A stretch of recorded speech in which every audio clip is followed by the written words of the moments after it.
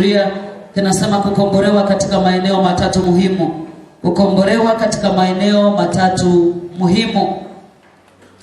Tulieleza kwamba kichwa sehemu ya kwanza, eneo la kwanza ambalo ni muhimu kukombolewa, tukasema kukombolewa kwa jinsi ya rohoni.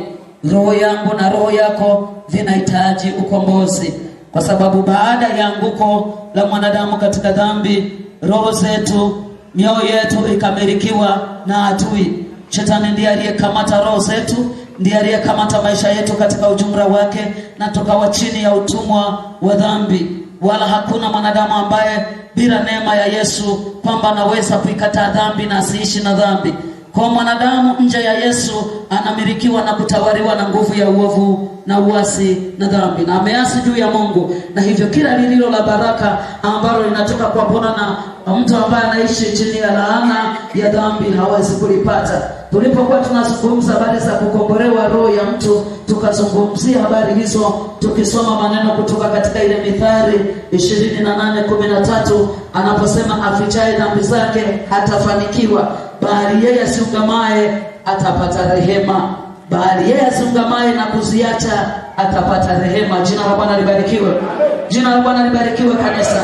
Ungama dhambi na kuziacha. Jina la Bwana libarikiwe. Lakini tulipogusia neno la pili tukasema tunahitaji pia kukombolewa kimwili. Miili yetu inahitaji ukombozi. Jina la Bwana libarikiwe. Jina la Bwana libarikiwe. Tukatumia mifano ya watu mbalimbali waliotutangulia katika imani, jinsi walivyotambua uovu uliofungwa kwenye nguvu ya mwili. Na tulisoma katika kitabu cha Warumi mlango wa 8 mstari wa 6 anaposema nia ya mwili ni uadui juu ya Mungu. Tukasoma tena katika Galatia anasema hii nia ya mwili imeshindana na anasema nendeni kwa roho wala hamtazitimiza kamwe tamaa za mwili, maana mwili hutamani ukishindana na roho. Na tukazungumza kwamba anaposema mwili unashindana na roho, haviwezi kushindana kama rohoni hakumtaki Mungu. Hivi vita vinazungumzwa kwa watu wa Mungu waliokolewa. Jina la Bwana libarikiwe. Ambao roho zao, haleluya, haleluya, roho zao na mioyo yao inatamani kumwishia Mungu. Lakini kama watafikia mahali kuwa na ufahamu wa kuifanyia ukombozi miili yao, vita hiyo ni kubwa kwenye maisha yao. Na ndio mwili ukifanya uzembe nayo, hutauona uzima wa milele. Itakuweza tu. Na wengi wameporomoka. Unashangaa kufika kanisani ni watumishi wazuri, lakini kesho na kesho kutwa unasikia ameshindwa na dhambi. Nini? Mwili alifikiria na uwezo nao aliona ni kitu kidogo. Lakini anasema Biblia ikisema inasema kweli nia ya mwili ni uadui juu ya Mungu. Jina la Bwana libarikiwe. Jina la Bwana libarikiwe. Na anasema mwili hutamani ukishindana na roho. Haleluya. Kuna watu ambao wanasema unaongea kitu hiki kitu gani? Unajua mtu akishaokolewa basi imetosha. Sawa, pamoja na kuokolewa kwako, lakini jifunze kuomba mbele za Mungu juu ya kutoa wewe mwenyewe mbele za Mungu. Tulisoma katika kitabu cha Warumi mlango wa 12 anapoongea anamwambia wazi Paulo, anamwambia Warumi, anasema itoeni miili yenu iwe ibada, itoeni miili yenu iwe dhabihu iliyo hai, iwe ibada yenu yenye maana ya kumpendeza Mungu na ukamilifu na utakatifu. Anasema wala msifuatishe namna ya dunia hii kama mataifa wanavyokwenda. Mwili wako unahitaji kutolewa. Mwili ndio ambao unaona shida hata kupita kwenye majaribu. Mwili unajitetea, mwili unajipigania, mwili unajihesabia haki. Mwili hautaki mtu mwingine aseme lolote juu yako. Mwili ndio unasema kwa nini fulani amenisema na mimi nitamfanyizia. Ni shida ya mwili. Mwili ndio unaotamani na unaona choyo. Mwili ndio ambao haupendi mtu mwingine afanikiwe. Mwili unakasirika kama mtu mwingine akitumika mbele za Mungu kuliko wewe. Mwili unakwambia kwa nini yeye ametumika zaidi kuliko wewe? Kwa nini alipohubiri walipiga vigelegele wao kupiga vigelegele? Sio roho wako, ni mwili wako unakusumbua. Mwili una wivu hata utaki wengine wafanikiwe. Jina la Bwana libarikiwe. Jina la Bwana libarikiwe. Jina la Bwana libarikiwe. Mwili unachonga, mwili unaosema tulijua atashindwa. Ni shida ya mwili, sio rohoni. Rohoni kunatamani watu wamjue Mungu. Na ndio maana tunaandaa semina, tunaandaa mikutano ya kiroho. Kwa sababu tunatamani watu waokolewe, lakini usipokombolewa kwenye mwili wako utakusumbua katika safari ya kwenda mbinguni. Mwili ndio unaojaza madeni yasiyolipika. Nilikwambia kitu hiki na ni jaribu kubwa sana kwa watu wanaosafiri kwenda mbinguni. Swala la madeni, mtu anajihesabia hata anajisamehe mwenyewe, amekopa, hao ni atatabu. Sio hivyo, hatuendi hivyo. Ni mwili unakusumbua. Jina la Bwana libarikiwe. Amen. Jina la Bwana libarikiwe. Amen. Jina la Bwana libarikiwe. Amen. Unapataje ujasiri wa rohoni kweli? Umekopa kwa huyu, kesho unakopa kwa huyu, kesho unakopa kwa yule. Useme bado wewe ni mtu wa rohoni, iko shida kwenye mwili wako. Haleluya. Amen. Haleluya. Amen. Na shida ile kwa kwenye mwili unaishi kiwango cha maisha ambayo sio kiwango chako cha uchumi. Na ndio maana unaisha kusumbuka na madeni kibao. Tamaa za mwili, ushindani na wale walio na Haleluya. Haleluya. Haleluya. Kipengele hiki nisema ninaomba Roho Mtakatifu akusaidie sana. Ni kigumu sana kuelewa. Wengi wanalaisisha kwa mwili kusema Bwana fanya maombi kwa ajili ya kusuluhisha mwili. Wengi hawaelewi. Wanasema mimi nilishakata shauri inatosha. Lakini angalia walivyo wasumbufu katika safari ya kwenda mbinguni. Kabisa katika kundi la kwaya, yuko usharikani, ni mtu mzuri, umemchagua na uzao wa kanisa, lakini mara kwa mara anasutwa ombea kwenye mitaa yake. Amefitinisha huko, amefitinisha kule. Fitina zinatoka, kufitinisha kunatoka ikiwa roho wa Mungu yuko ndani yako na wewe ni mcha Mungu na mwili wako umekufa kwa habari ya dhambi. Jina la Bwana libarikiwe. Jina la Bwana libarikiwe. Penda sana ukisoma ile Warumi inanifurahisha sana. Anasema roho wa Kristo akikaa ndani yetu, Roho Mtakatifu, kazi moja wapo anayoifanya. Sikia neno la Bwana. Ndipo utakapoelewa kwamba ukombozi wa mwili upo. Anasema Roho Mtakatifu akiingia ndani yangu na ndani yako, anaifisha miili yetu kwa habari ya dhambi. Jina la Bwana libarikiwe. Jina la Bwana libarikiwe. Jina la Bwana libarikiwe. Kwa anapoingia ndani yako, nimeokoka ni sawa, lakini Roho Mtakatifu anajua kama ameokoka mwili wake utamsumbua. Kwa kitanda yangu anachofanya ni kufisha mwili wangu kwa habari ya dhambi. Haleluya. Kila mara unakufa. Na ndio maana juzi nikasema unaiona dhambi hata ikiwa mbali, hata harufu ya dhambi unaiona tu. Kwamba haya mazungumzo na huyu ndugu tutafikia kuzozana. Inabidi ubadilishe mazingira. Kwamba Bwana hebu pata soda kwanza tutaongea kesho. Amen. Ili kupunguza pressure ile msifikie kuzozana. Hapo sasa unakuwa umeuweza mwili. Haleluya. Haleluya. Bwana ibarikiwe. Jina la Bwana libarikiwe. Mwili ndio unaofanya nyang'anyane maiki na mtu mwingine. Unataka wao uonekane unaimba kuliko wengine. Sio rohoni. Rohoni kuna nyenyekea. Haleluya. Amen. Futana maiki kabisa. Mwili ndio unaosema kila mara wanapeana wenyewe kuhubiri. Ni mwili. Mwana pangana wenyewe. Lazima ukitetee wewe. Lazima useme kwa nini hawanipangi. Roho Mtakatifu ndiye anayetupanga kwenye huduma. Wala unahitaji kuomba mwaliko. Mimi nilisema sikwenda nikasema yaani mtu atangefanyaje? Nilikwambia rudia tena kusema jina la Bwana libarikiwe. Na watu ambao wakafikiri kwa kupigiana simu na kufanya kile na kile watazima nisiendelee kuhubiri. Kama nimejiita nitakuwa mtume. Lakini kama Mungu ameniita nitabasua yangu.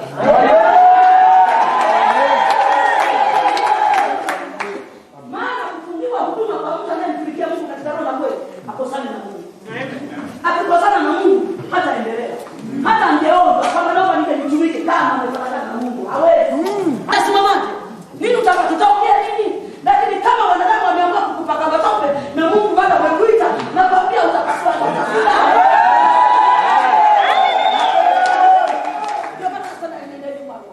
Haleluya.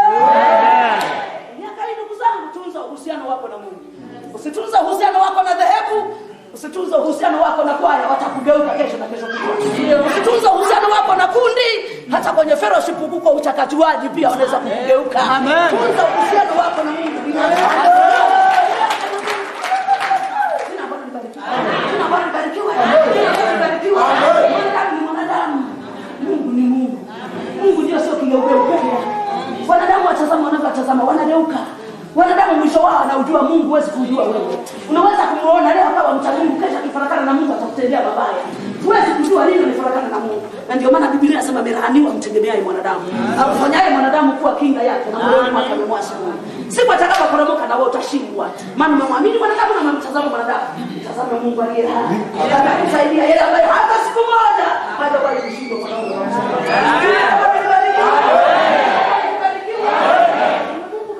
Jina la Bwana libarikiwe. Hatuokolewi kwa wanadamu tukasimama kwa wanadamu. Tunaokolewa kwa Mungu, tunasimama kwa Mungu. Biblia yangu inasema iko hila mioyoni mwa watu. Jina la Bwana libarikiwe. Jina la Bwana libarikiwe. Kama iko hila mioyoni mwa watu huwezi kujua. Hila iliyo moyoni mwa mtu huwezi kuiona. Mpaka anapofanya hila ndipo natambua kumbe kuna hila kwenye moyo wa mtu huyu. Jina la Bwana libarikiwe. Jina la Bwana libarikiwe. Nasema tukombolewe roho zetu, tukombolewe na miili yetu. Afichaye dhambi zake hatafanikiwa, bali yeye azingomaye na kuziacha atapata rehema. Nasema usikamate wachawi. Ukiwa na mafanikio hayapo, jiulize, nimeungama dhambi nimeziacha? Si unasema inawezekana wameniroga ofisini kwangu. Hata wangekuroga. Biblia yangu mimi ninayosoma inasema hapana uchawi juu ya Israeli. Haleluya. Hapana uchawi juu ya Israeli, wataroga. Anasemaje Daudi? Anasema wamenichimbia mashimo watatumbukia wewe. Jina la Bwana libarikiwe. Jina la Bwana libarikiwe. Kama umeungama dhambi na kuziacha, Biblia inasema utapata rehema, si ndio? Upata rehema maana utahurumiwa, utabarikiwa, utakuwa heri, utafanikiwa tu. Hakuna atakayezuia mafanikio yako. Kwa hata wangepata matope yatawarudia wao. Wakichimba mashimo watatumbukia wao. Daudi aliposikia kwamba anasema hilo kesho nitakufa, maana waliteka kila mtego wanaotega. Akasema nitakufa bali nitaishi. Jina la Bwana libarikiwe. Jina la Bwana libarikiwe. Alipoona kwamba anamzunguka na kusema tumemzingira, sasa tunamweza. Huku kuna adui na kule kuna adui na kule kuna adui. Ni Daudi likatunisha msuri wa imani. Sasa nikwambia lazima ujae msuri wako wa imani ili ustahimili vita vilivyopo duniani sasa. Ni jamaa likatunisha msuri wa imani, likasema Bwana ndiye mchungaji wangu. Haleluya. Akasema Bwana ndiye mchungaji wangu, sitapungukiwa na nini? Katika malisho ya majani unilaza, kando ya maji ya utulivu uniongoza. Bera naendelea anasema waandaa meza mbele ya watesi wangu. Yaani hawatikire kuumburo. Akasema kama mmenizunguka, mnanisema sema, mimi nakula mahambage na masapura mbele yenu ninyi watesi wangu. Mimi najichana tu. Haleluya. Jina la Bwana libarikiwe. Jina la Bwana libarikiwe. Unga mkono wako kama tuko pamoja. Leo ninakwenda kumalizia kwalo ambalo tumeendelea. Sema ni kukombolewa katika eneo la uchumi. Jina la Bwana libarikiwe. Kukombolewa kiuchumi. Na nilisema kwenye kukombolewa kiuchumi kanisa limechelewa sana kutambua. Limechelewa kanisa kutambua. Kwenye ukombozi wa uchumi kanisa limechelewa. Haleluya. Haleluya. Kukombolewa kwenye roho zetu tumefanya hivyo huduma hiyo kwa muda mrefu na imekuwa wazi na kila mtu anaelewa. Kwa mtu anayekusudia kwenda mbinguni, hakuna ambaye haelewi kwamba kutubu dhambi kutamsaidia kwenda mbinguni. Kila mtu anaelewa kwamba nikitaka kwenda mbinguni lazima nitubu dhambi. Jina la Bwana libarikiwe. Jina la Bwana libarikiwe. Jina la Bwana libarikiwe. Kama ndio maguria haya yanatutesa sana, kukombolewa kwa jinsi ya afya na kukombolewa kwa uchumi yanatusumbua. Hakuna kitu ambacho ninaumizwa nacho sana kwamba kila mkutano wa kilo tunaokuwa nao wa kwanza kupita mbele kuombewa ugonjwa ni watu ambao wako ndani ya Mungu. Ifike mahali weka mstari mwekundu. Kwamba Mungu sasa sio wakuombewa kila wakati. Mimi wakati mwingine nitaombea wengine na. Amen. Sio kila kipindi wewe ni wakuombewa magonjwa tu. Ni lazima ukombolewe kwenye mwili wako. Ukombolewe na magonjwa. Yesu aliwatazama akasema wanangu mmesamehewa sana, usitende dhambi tena. Kwa ndani ya msamaha wa dhambi alifunga na uponyaji. Wewe fuatilia Biblia mlio hapa tulisoma Biblia mliona wazi. Wengi waliofungua magonjwa kuambia wanangu mmesamehewa msitende dhambi tena. Yesu wapate yaliyo makubwa. Jina la Bwana libarikiwe. Jina la Bwana libarikiwe. Anasema nina amri ya kusamehe dhambi duniani. Anasema nalikuja ili wawe na uzima. Jina la Bwana libarikiwe. Sio mtu wa kuumwa unahesabu vitanda hospitali. Mpaka manesi wanakufahamu na jina nikutukuisie tamigwa. Maana wanajua wewe kila siku utakwenda na majina mengine mnajipa tamigwa, unatamigwa kweli. Mboto. Tulisoma sana habari za laana za umaskini katika kitabu cha Mithali. Tukaangalia kwamba maskini anatengwa hata na rafiki yake. Anatengwa hata na jirani yake. Hata jirani hataki kukaa na jirani ambaye ni maskini. Maana ni mzigo kwa jirani. Tuana tukakuja kuyurujua maso kwa jirani. Kila kipika kisikia harufu ya nyama wako kwa jirani. Wamejaa wanaongeza budget ambayo hata hakuwa nayo. Anasema maskini anachukiwa hata na ndugu zake. Tulisema wewe kama ukwepo ni bahati mbaya kwako. Lakini tuangalia katika Mithali mlango wa 19. Anasema ndugu wote wa maskini wanamchukia. Mstari wa 5 na wa 7. Wanamchukia. Wewe mtu uko hapa Mbeya, wanakwenda kumtembelea aliyeko Tunduma. Wanakuacha wewe ambaye uko hapa Mbeya. Alafu mnakutana kapo na sasa jamani. Mwaka jana mlikuwa Tunduma, mwaka huu tena Tunduma. Mimi mbona hamnitembelei? Iswele. Wameangalia maisha yako, tafadhali nipigie niongezee salio. Nani atakayekuja kukutembelea? Wakifunga shule wanaenda kutembelea Tunduma, watapata na hela ya matumizi shuleni. Watakula vizuri, watapata na bakulala. Wakija kwako watapakualaza penyewe shida. Chai yenyewe asubuhi ni shida, unanunua sukari kwa 200 na nataka kutembelea. Bwana libarikiwe. Hata utaki unatawaliwa tu na tajiri. Sio kwa sababu ya hiari yako, utajiri wako unakufanya kutawale. Yuko mtu mmoja mpaka nilisikia uchungu rohoni, kwa naendesha semina mahali fulani.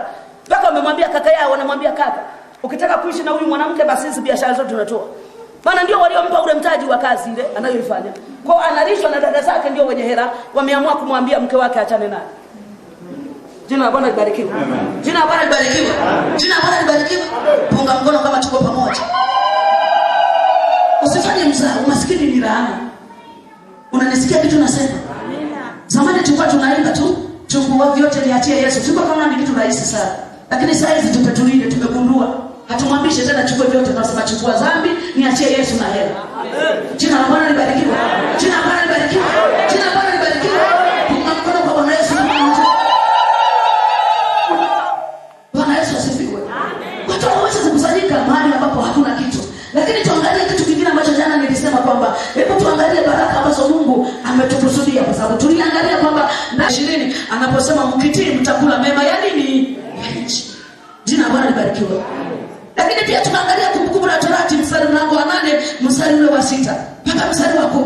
Anapoeleza wazi kwamba anatukomboa, anasema na wakomboa Israeli na kukomboa na kupeleka nchi ambayo inaita mito imejaa vijito. Anasema milima yake inafukuka shaba. Anaeleza utajiri mbalimbali. Alafu anasema mtakula huko chakula na kushiba. Hebu sema na kushiba. Jina la Bwana libarikiwe. Mtaenda kula chakula na kufanya nini? Na kushiba.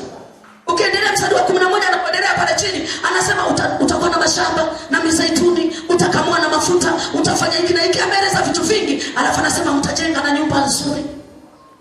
Haleluya. Haleluya. Haleluya. Lakini nikasema angalia wangapi watu wa Mungu wana nyumba nzuri. Kwingi nyumba zao zinatajwa kama jina na nembo ya mtaa. Jina la Bwana libarikiwe. Lakini Biblia inasema mtajenga nyumba nzuri. Maana nyumba iliyokwenda shule.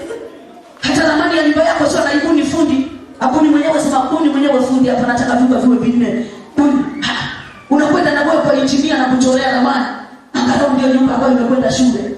Jina la Bwana libarikiwe. Jina la Bwana libarikiwe. Jina la Bwana libarikiwe.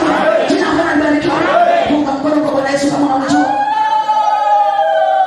Lakini tuangalia pia Kutoka mlango wa 3 mstari wa 7 mpaka wa 10 anasema na watoa nchi ya Misri na wapandisha nchi njema itayo maziwa na nini? Haleluya. Hata siku moja sikiliza mtu wa Mungu leo kwa unakwenda mbinguni. Nisikilize kanisa. Haleluya. Haleluya. Mungu hajatuokoa atuweke kwenye mazingira hayo tulio nayo. Mimi najiuliza tunapata wapi? Tuliangalia hali za Mungu zote mpaka Kumbukumbu la Torati mlango wa 28. Anasema ukisikiliza sauti ya Bwana na kumtii ataziamuru baraka zije kwetu. Kila shangaa tunaoishi tofauti na Biblia inavyosema. Haleluya. Haleluya. Haleluya. Funga mkono kama tuko pamoja na nielewa kitu nasema. Tunaishi chini ya kiwango, tunatoa wapi? Maana anamwambia Israeli na kutoa Misri na kupandisha nchi nini? Nchi njema. Haleluya.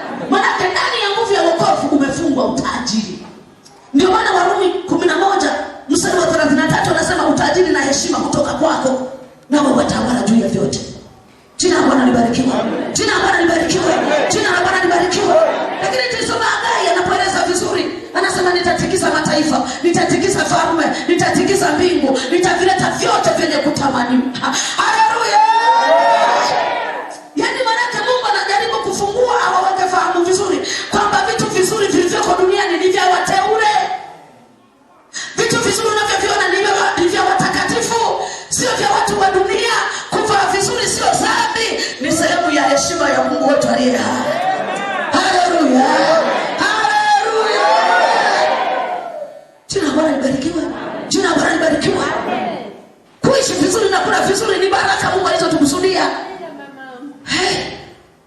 Tatu nuru moja sikukasarikana. Chai ya rangi sio kwa sababu umeipenda, bajeti ya maziwa. Tukilo tu nyama mpaka na mchuzi unaongeza maji unajaza. Kwa ndio wengine nasema nyama choma ni anasa, sio anasa. Wewe unajaza mchuzi ili itoshe familia kubwa uliona. Jina la Bwana libarikiwe. Jina la Bwana libarikiwe. Inaniuma rohoni. Tunaishi tofauti na Mungu tunayemsema. Mungu wetu ni mkubwa. Anasema nitatikisa, nitavileta vyote vyenye kutamaniwa na mataifa, vinavyotumiwa na watu huko, wale wakubwa anasema nitavileta. Haleluya. Anasema fedha ni mali yangu, dhahabu ni mali yangu, asema Bwana. Utukufu wa mwisho wa nyumba hii utakuwa na nguvu kuliko wa kwanza. Napenda yale maneno. Haleluya. Amini usiamini. Lazima utukufu wangu wa mwisho uwe na nguvu kuliko nilivyoanza. Lazima nimalize kwa kishindo. Jina la Bwana libarikiwe. Sio mimi nasema, Biblia imeniambia kiwamo utukufu wangu wa mwisho utakuwa na nguvu kuliko wa kwanza. Haleluya. Jina la Bwana libarikiwe. Jina la Bwana libarikiwe. Jina la Bwana libarikiwe. Bwana Yesu asifiwe. Lakini kuna siri moja ambayo anasema pia. Anasema ziko baraka zetu ambazo zimefungwa ndani ya ardhi, ambazo ni urithi wetu vizazi na vizazi. Ziko baraka ambazo zimefungwa, baraka zetu ambazo zimefungwa ndani ya ardhi, ambazo ni urithi wetu vizazi hata vizazi. Mwanzo 49 mstari wa 28, aliyepata nisaidie kusoma. Mwanzo 49 28 mpaka 30. Mtu wa Mungu mmoja nisaidie kusoma. Hizo zote ndizo kabila za Israeli 12. Ndio. Na hayo ndiyo aliyowaambia baba yao na kuwabariki. Mmoja mmoja kwa baraka wake aliwabariki. Akawaamuru akasema, mimi ninakwenda kukusanywa pamoja na watu wangu. Mnizike pamoja na baba zangu katika pango iliyomo shambani mwa Efroni Mhiti. Katika ile pango iliyomo shambani mwa Makpela iliyo mbele ya Mamre, katika nchi ya Kanaani, aliyoinunua Ibrahimu pamoja na shamba kwa Efroni Mhiti pawe miliki yake ya kuzikia. Humo walimzika Ibrahimu na Sara mkewe. Humo wakamzika Isaka na Rebeka mkewe. Nami humo nikamzika Lea. Amina. Bwana Yesu asifiwe. Baraka ije juu yako katika gara zako. Na mambo yote utakayotia mkono wako, naye atakubarikia katika nchi akupayo Bwana Mungu wako. Asante. Mstari wa 11. Bwana atakufanya uwe na wingi wa uheri katika uzao wa tumbo lako, na uzao wa wanyama wako wa mifugo, na uzao wa nchi yako, katika nchi Bwana aliyowapia baba zako kwamba atakupa. Ndio. 12. Atakufunulia Bwana hazina yake nzuri, nayo ni mbingu, kwa kutoa mvua ya nchi yako kwa wakati wake, na kwa kubarikia kazi yote ya mkono wako. Nawe utapokesha mataifa mengi, wala hutakopa wewe. Asante. Bwana Yesu asifiwe. Ndio 28, Mungu anapomsaidia mtumishi wake Isaka kuachia baraka kwa watoto wake, anasema hivi 27:28. Mwanzo 27:28 anasema, Mungu akupe ya umande wa mbingu na ya manono ya nchi na mawingu na nafaka na mvinyo. Mataifa na wakutumikie na makabila wakusujudie. Uwe bwana wa ndugu zako na wana wa mama yako na wakusujudie. Atakaye kulani na alaniwe, atakaye kubariki na abarikiwe. Jina la Bwana libarikiwe. Jina la Bwana libarikiwe. Napenda sana neno hili, anasema Mungu akupe ya umande wa mbingu na ya unono wa nchi na wingi wa nafaka. Haleluya. Hebu nisalimie namna hii kama tuko pamoja. Ndugu zangu, kuna kitu ambacho tumesikia mara kwa mara watu wa Mungu wakifundisha kukomboa ardhi, kukomboa ardhi. Nafikiri bila shaka watu wa Mbeya tumekisikia hiki. Jina la Bwana libarikiwe. Jina la Bwana libarikiwe. Kwa namna ya Biblia, baraka zako zimefungwa nyingi sana kwenye ardhi. Mungu ameachilia kitu kwenye ardhi zetu. Ukitaka kujua kwamba chanzo kikubwa cha baraka Mungu alipoanza kuachilia, unaweza kurudi kabisa mwanzoni kabisa anapomuumba mwanadamu. Mlango ule wa 2 mstari wa 15 anaeleza, anasema akamweka katika bustani ya Edeni ailime. Jina la Bwana libarikiwe. Jina la Bwana libarikiwe. Na anasema utakapoilima ardhi utakula matunda yake, nayo itakuzalia. Kitakuwa chakula chako wewe na chakula cha ndege na wanyama wote wenye uhai waishio. Haleluya. Tuweke sisi kwenye maisha mazuri. Ziko baraka ambazo amini usiamini zimefungwa kwenye ardhi yako.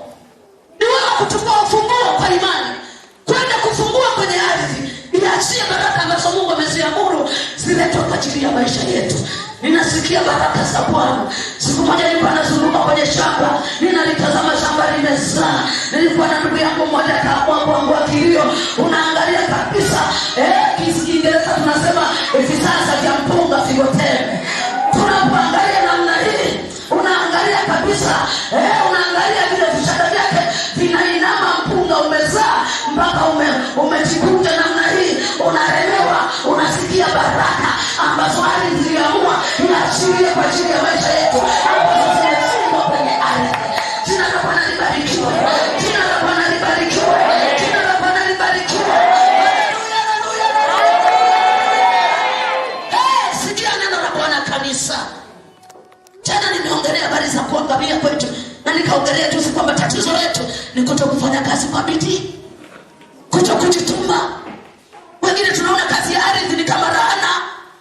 Nasikia watu wengine wanasema isingekuwa laana tusingekuwa tunalima. Hawasomi Biblia sawa sawa. Kulima hakukutolewa baada ya anguko. Kulima kumetolewa kabla ya anguko. Manake ni baraka. Unapolima shambani unasikia baraka, unasikia upako, ikiwezekana nena na kwa lugha. Haleluya! Kama nazifuatilia baraka zilizoachiliwa kwenye ardhi. Wana wa Israeli walikuwa kwenye ardhi. Kwenye ardhi wanangu. Ndio maana ya Isaka anapombariki mtoto wako, mtoto wake anasema, mwanangu, Mungu akupe ya umande wa mbingu. Haleluya! Jina la Bwana libarikiwe. Jina la Bwana libarikiwe. Jina la Bwana libarikiwe. Anasema kupa ya umande wa mbingu na ya unono wa nchi. Haleluya! Mwanake nitakapenda kilerege. Mungu kwa upegerege. Imatata sifigukege. Kila kitu kionekane kwenye ardhi. Matikiti maji, makomamanga, majeza, kila kitu kinaachiliwa.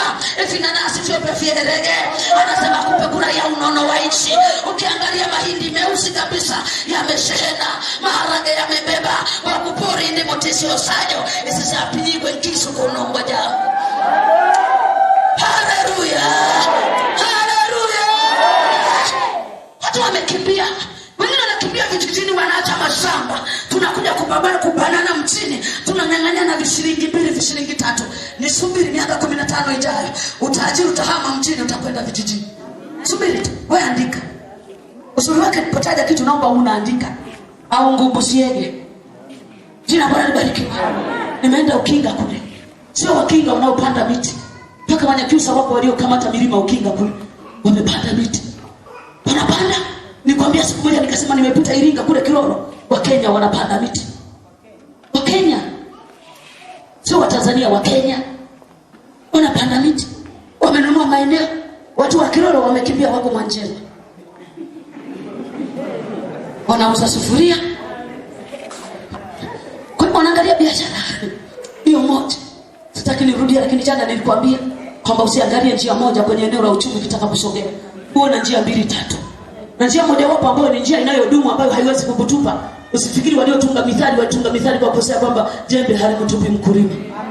Unaweza kufeli mwaka huu, lakini sio mpaka mwaka kesho utafeli. Unaweza kufeli mwaka mmoja kwa shida imetokea, pengine shida ukame imeingia. Ukapata shida, lakini mwaka unaokuja unakuta shangasha kwenda kulipa mara 2. Yeye ni mashahidi, wengine wanafanya biashara hapa Mbeya. Mumeona mimi nimefuatilia hata waliounguriwa masoko Mwanjelo pale, hata Sido pale. Ukiangalia wengine nikwambia hata watu ambao nina uhakika nao, hata leo ukiniambia nitajie na majina yao na maeneo wanayotoka ninafahamu. Kuna watu ambao tunawaona ni matajiri hapa Mbeya, unafikiri wote wanawanga, wana misukure. Sio wote wana misukure. Kuna wengine ni bidii zao na jitihada yao ya kuchapa kazi kwa kwenda mbele. Hawana misukure hata mmoja, anajituma, anafanya kazi kwa bidii, amekumbuka, ametambua kwamba kwenye ardhi kuna baraka zangu. Mimi napata shida sana kwa watu wa Mungu, hatunataka ploti ka heka 1.5 huna, alafu watu hawamjui Mungu wana hekari 200. Wana hekari 300. Alafu nenda kuomba kibarua kwa. Unakuja unashuhudia Yesu asifiwe. Ilikuwa nimeenda nimefanya kibarua, nimemshukuru Mungu, nimepata hela za kulipa ada. Tuma kwenye nchi yako mwenyewe. Jina la Bwana libarikiwe. Jina la Bwana libarikiwe. Jina la Bwana libarikiwe. Jina la Bwana libarikiwe. Tunga mkono kama tuko pamoja. Alibeba vitu vingi. Achangamka. Najua kuna watu ambao neema ya Mungu imewasaidia kuwa na ardhi. Kama Mungu amekupa neema ya hela, ongeza. Usirizike na hekari 2 3. Ongeza zaidi. Twendako kufinya kuna tukura bila kuliko kuna tufumiti.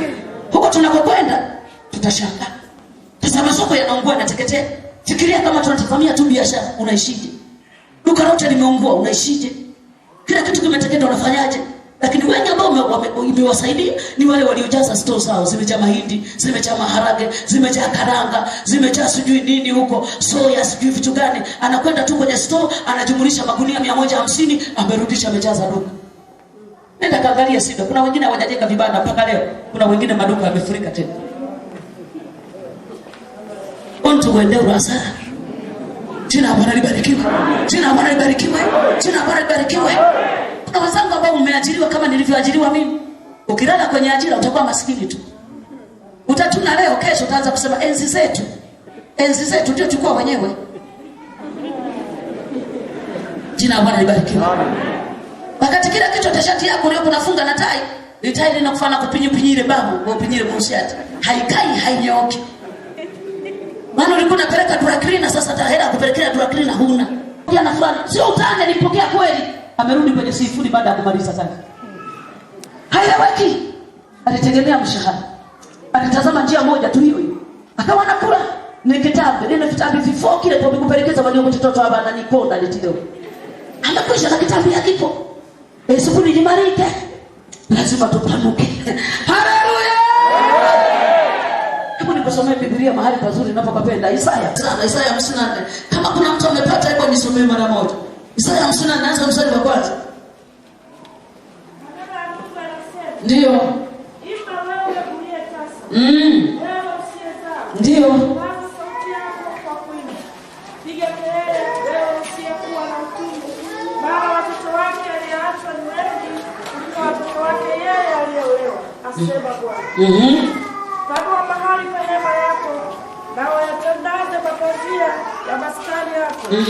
Usiwakataze, ongeza urefu wa kamba zako. Ndio. Vikaze vigingi vya hema yako. Asante. Hebu sikiliza nisome mstari wa pili. Tuko pamoja? Kama uko pamoja na mimi nisalimie hewani namna hii. Sikiliza mstari huu naupenda sana. Ukiutumia kwenye uchumi utaziona baraka za Bwana. Anasema hivi: panua mahali pa hema yako. Yatandaze mapazia ya maskani yako. Usiwakataze. Ongeza urefu wa kamba zako. Vikaze vizingiti vya hema yako. Mstari wa 3. Kwa maana utaenea upande wa kuume, utaenea na upande wa kushoto, na uzao wako watamiliki mataifa. Wataifanya miji iliyokuwa ukiwa kukaliwa na watu. Jina la Bwana libarikiwe. Punga mkono na Bwana Yesu namna hii. Hebu nikwambie kwamba hili neno liwe la unabii kwako na unabii kwangu. Nimekwambia juzi kwamba ziko baraka ambazo Mungu anataka kuachilia kwenye taifa letu. Tena sio taifa letu tu la Tanzania, lakini katika Afrika nzima. Watu wa Mungu wameendelea kusema. Juzi nikwambia kuna watu watumishi wa Mungu kama 3-4 niliowasikia, wahubiri wakubwa watu ambao Mungu amewasemesha kwamba miaka 25 ijayo utajiri wa Afrika hautakuwa wa kawaida. Lakini utajiri wetu mkubwa sana katika nchi yetu Tanzania utapatikana kwenye ardhi yetu. Jina la Bwana libarikiwe. Jina la Bwana libarikiwe. Na anasema kwa kuwa utajiri utaongezeka na kuna uamsho mkubwa unaokuja katika nchi yetu.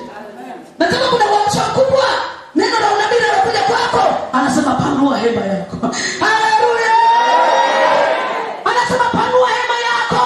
Usiwakataze wanaosema upanue, wanaosema jenga nyumba kubwa, wanaosema nunua uwanja.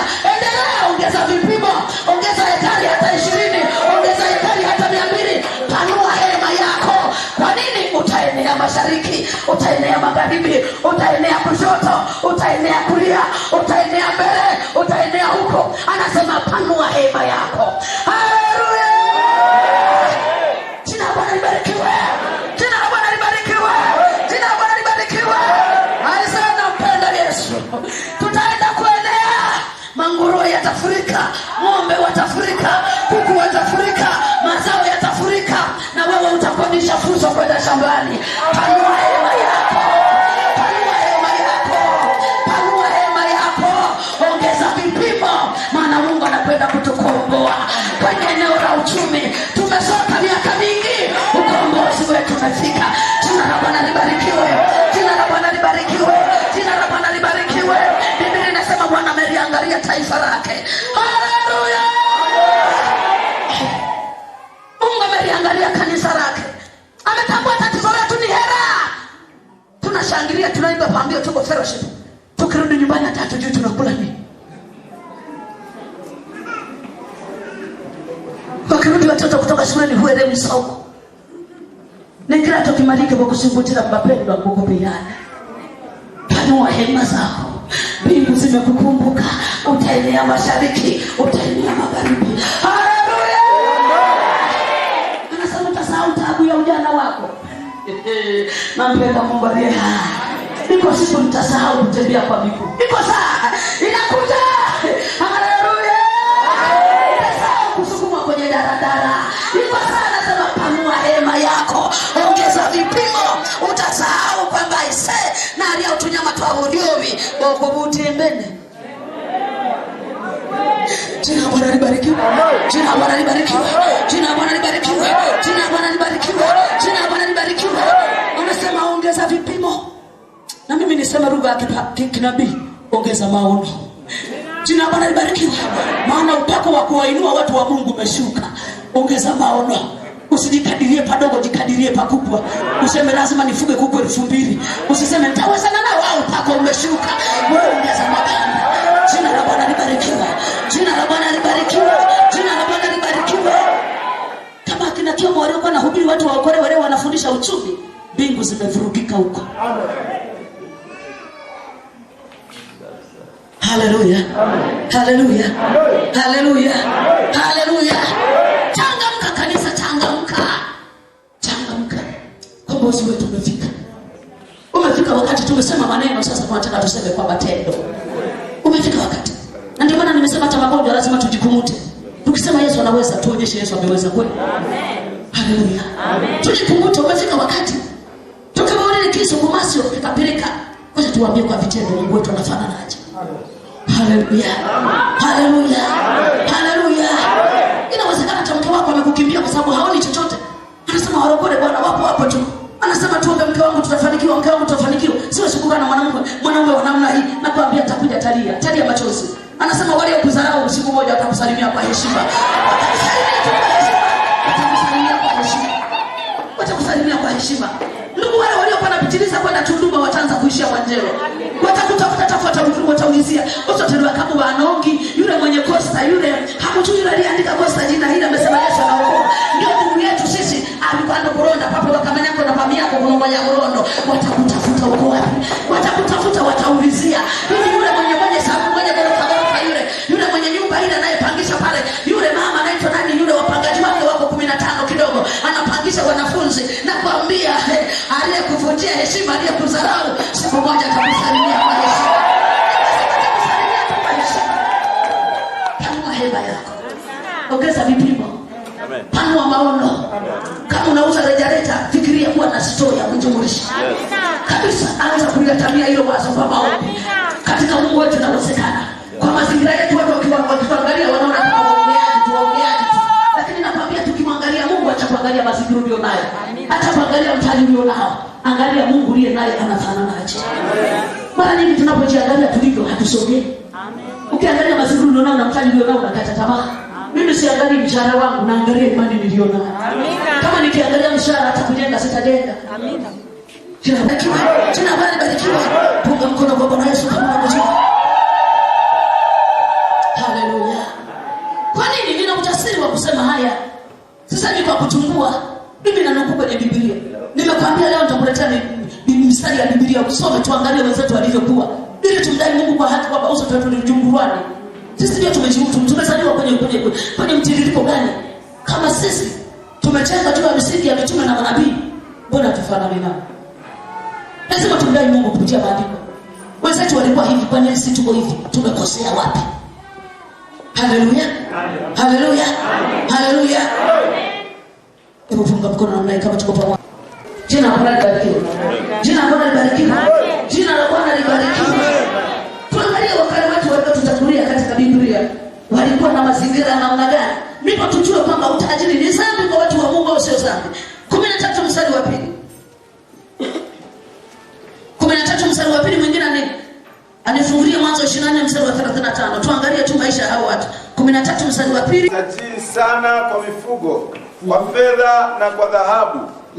Akaendelea kusafiri kutoka kusini mpaka Betheli, mahali pale palipokuwapo hema ya kwanza kati ya Betheli na Ai. Asante. Hebu nirudie ule mstari. Jamani, wewe tunapoomba sisi tunasema Mungu wa Ibrahimu, si ndio? Tunaamini Ibrahimu ni mtu wa Mungu. Tunaamini ni baba wa imani. Wangapi wanaamini hivyo walipokea kufanya Mungu juu Ibrahimu? Jina la Bwana libarikiwe. Amen. Muumeni Abrahamu. Lotata kwetu. Amen. Haleluya. Amen. Lotata kwetu Abrahamu na roho. Amen. Proprio Abrahamu tulika. Naye Abrahamu alikuwa tajiri. Anasema alikuwa maskini. Alikuwa anaishi kwa kubangaiza.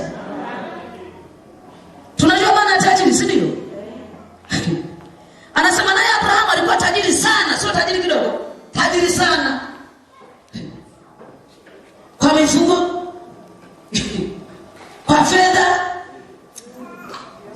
Yani mbele si ametamwa ni kukuku ni moshi. Hivi nyama na vya Yesu. Waingereza wanasema alikuwa ifugo. Haleluya! Jina Bwana libarikiwe. Anasema tajiri sio tajiri tu wa kuonekana kama ni tajiri wa fedha. Hii hela sio pesa yako ile mfuko. Na kwa dhahabu akaendelea kusafiri toka kusini mpaka Betheli, mahali pale palipokuwapo hema yake ya kwanza kati ya Betheli na Ai. Jina Bwana libarikiwe. Anasema alikuwa tajiri sana. Haleluya! Sio tajiri mdogo, tajiri sana. Na kwa utajiri sana maana alijulikana katika injili ya Betheli na Ai. Abantu bati kumkabila Abrahamu yule wa kiuma yule mwenye ng'ombe nyingi yule mwenye kondoo wengi yule, lakini wengine ataka kuku wa kienyeji hakapo. Anasema baba yangu Ibrahim, baba yako Ibrahim hata kuku huna, hata kondoo mmoja huna, hata mbuzi mmoja huna. Niangalie usoni. Jina Bwana libarikiwe. Ibrahim hajatuachia upako wa imani tu, ni zaidi ya hapo. Haleluya. Turudi kwenye mwanzo ile 24:35. Hebu tuangalie tena. Ili nisiende ninasema tu, lakini tunaangalia mistari wakale waliotutangulia wanafananaje. 24:35. Bwana wangu amekuwa mtu mkuu, amempa kondoo na ng'ombe na fedha na dhahabu na watumwa na wajakazi na ngamia na punda. Naye Sara mkewe bwana wangu akamzalia bwana wangu mwana wa kiume katika uzee wake, naye amempa yote alionayo. Inatosha ndugu. Jina Bwana libarikiwe. Punga mkono hewani kama tuko pamoja. Sikiliza kabisa. Jina Bwana libarikiwe. Jina Bwana libarikiwe. Juzi tulisoma katika Mithali mlango wa 10:22. Sio? Anasema baraka wa Bwana utajirisha, wala hauchangani huzuni pamoja. Jina Bwana libarikiwe. Jina bariki sana Bwana wangu. Amembariki namna gani? Hataji imani. Mimi nashangaa. Utajiri ni baraka wa Mungu unaoonekana. Imani sio rahisi watu kuiona. Imani yetu inaonekana kwa matendo. Haleluya. Haleluya. Haleluya. Haleluya kanisa. Kama uko pamoja na mimi nisaidie. Nipungie mkono juu namna hii. Punga mkono juu namna hii. Nitashukuru wahudumu mkishughulikia hao watoto ili wasiendelee kupiga kelele. Jina la Bwana libarikiwe. Jina la Bwana libarikiwe. Jina la Bwana libarikiwe. Hasemi kwamba anampa imani, hazungumzi. Anasema amembariki sana Bwana wangu. Amekuwa mtu mkuu. Jina la Bwana libarikiwe. Amempa kondoo, amempa mbuzi na ngamia na fedha na dhahabu. Vyote vinataja utajiri wa baba yake. Sikia, jina la Bwana libarikiwe. Nimesema tunahitaji kuhubiri injili ya matendo yanayoonekana. Tunakwenda pamoja. Tunakwenda pamoja. Watu maneno hayawatoshi. Maneno hayawakorei. Ndio ile nilikwambia kwamba ni fedha sana nakuta saa nyingine tunafanya harambee, unaenda kuwaita watu hata wamjui Mungu naye wanayochangia harambee. Unaanza kusimamisha miungu yao. Mwingine alimuita kwenye harambee, alafu ni mtu mganga wa kienyeji, wakamuita kwenye harambee. Walivyomwita kwenye harambee akasema ngoja nikaulize misimu itaniambia nitoe shilingi ngapi. Alafu nakuja kuwaambia. Tajiri humtawala maskini. Sio kwa sababu umekubali, anakutawala kwa ajili ya hela zake. Akaondoka kaenda kauliza mizimu, nikwambie ndio taji. Ajabile kwa hela.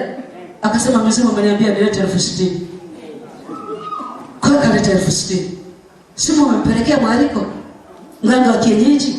Mkajua kwa sababu na magari na majengo na mihela mingi atuletee. Alafu watu wanarahisisha tutazitakasa kwa jina la Yesu.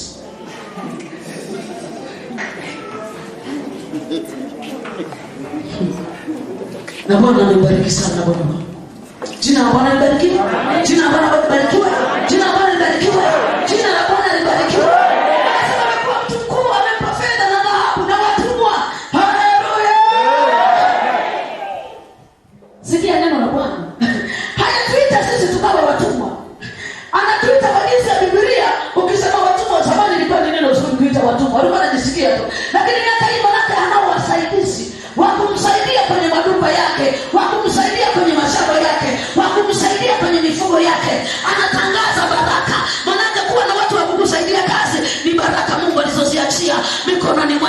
Anasema na Bwana amembarikia sana bwana wangu, amempa na watumwa na wajakazi, huku wasichana wanashughulika, wanakusanya mayai, vijana wanakamua maziwa, wengine wanashughulika mashambani. Anaenda yeye kuangalia mashamba. Hapa mzee anahitaji mbolea. Ukiamkiwa na kuamkia anasema huyo ndio bosi wangu. Unapita korokoro wa Bwana, umeokoka na injili, lakini imeandikwa inalindwa na damu ya Yesu. Unazungukia mashamba yako na Bwana amembariki sana bwana wangu. Jina la Bwana libarikiwe. Jina la Bwana libarikiwe. Jina la Bwana libarikiwe. Jina la Bwana libarikiwe. Ndiye Ibrahimu, ndiye baba wa imani yako. Ukakupenda kupelekisa kwenda katibu kuja harufu jititimi mijumbete, hata changamko na furaha huna. Wakitaja michango kwenye fellowship unasema wandugu toeni, mimi mnanijua hali yangu. Unasinya, unatia huruma. Unatia huruma. Wakikwambia kuimisha wapio tunachangamka. Wakizungumza swala la hela, mijumbete. Ni mnyonge, panua hema yako. Haleluya! Panua hema yako. Lazima tuijeresie keteva na wanyafyara. Haleluya!